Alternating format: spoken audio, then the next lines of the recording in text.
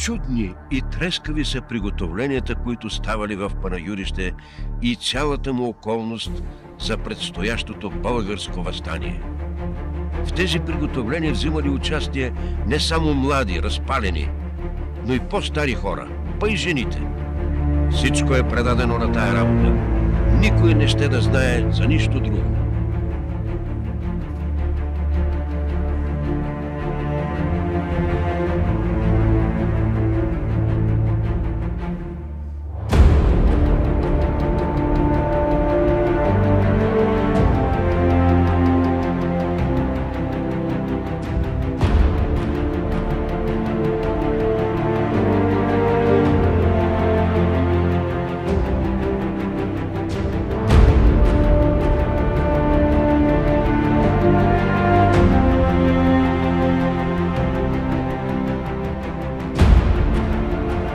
Оставайте с Богом, Господа! Господ е на помощ на Панагюрище.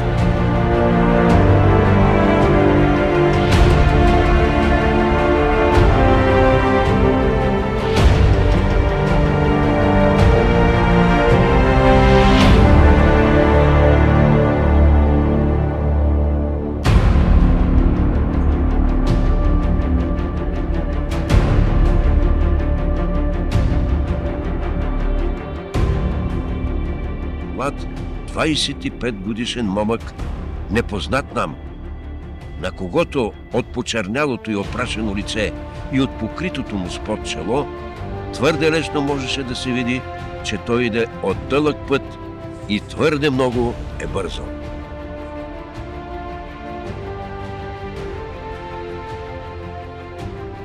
Братя, готови револверите! Какво се е случило? Да няма предателство! Работата се е свършила вече. Не ме мъчете! Казвайте по-скоро! 3 часа става вече, как от Копривщица гърмят пушките. Въстанието е дигнато. Кой е видял това? Казвайте, братя! Казвайте, ако сте истински българи. Писмо се донесе от Каблишков. Братя, вчера пристигна в село Неджепага из Пловдив, който поиска да затвори няколко души заедно с мене. Като бях известен за вашето решение, станало в Бориското събрание, повиках няколко души юнаци и след като се въоръжихме, отправихме се към конака, който нападнахме и убихме мудюра с няколко заптии. Сега, когато ви пиша това писмо, знамето се развява пред конака, пушките гърмят придружени от екът на черковните камбани и юнаците се целуват един други по улиците. Ако вие, братя, сте били истински патриоти и апостоли на свободата, то последвайте нашия пример и в Панагюрище. Рищица, 20 априли 76 година. Бунт! Въстание! Кой каза тази свята дума? Бобеков! Брате, дай да те целуя. Бунт! Въстание! Скоро, Бобеков! Свикай стотниците! Изгърмете няколко пушки! Да се обяви вече въстанието! На оръжие, братя! Нашите братя вече се бият!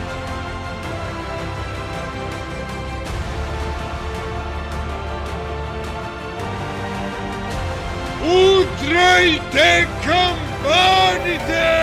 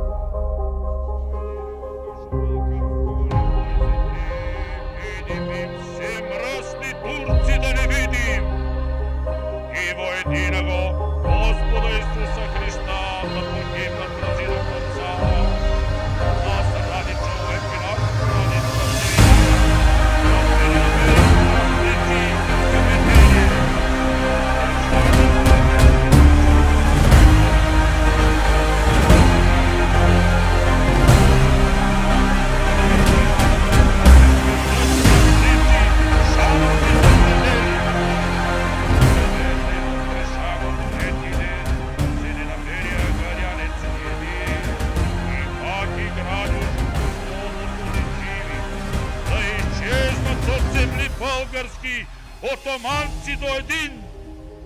И мертвиме Гоже царство не будет конца, да сокрушится агарянская власть до конца. Амин. Мили панагюрци, славни войводо, членове на комитета и ти цял български народе, ние скланяме нашето знаме пред великия олтар на Отечеството и се заклеваме, че до един ще избрем, за да дадем свобода и слънце на народа. А ти, съдба, дай ми сили, за да умра с радост под този пряпорец. Заклех се.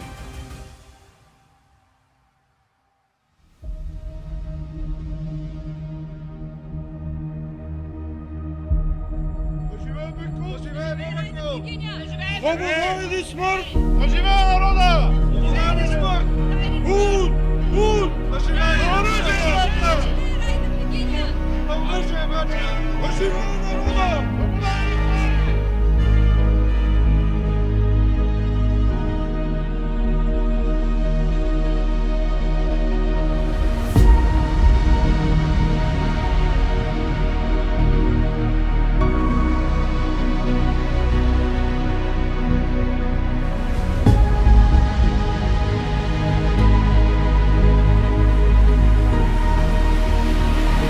Родолюбиви панагюрци, жребият е хвърлен и на вам се пада ножа да извадите и на султана в сърцето да го забиете.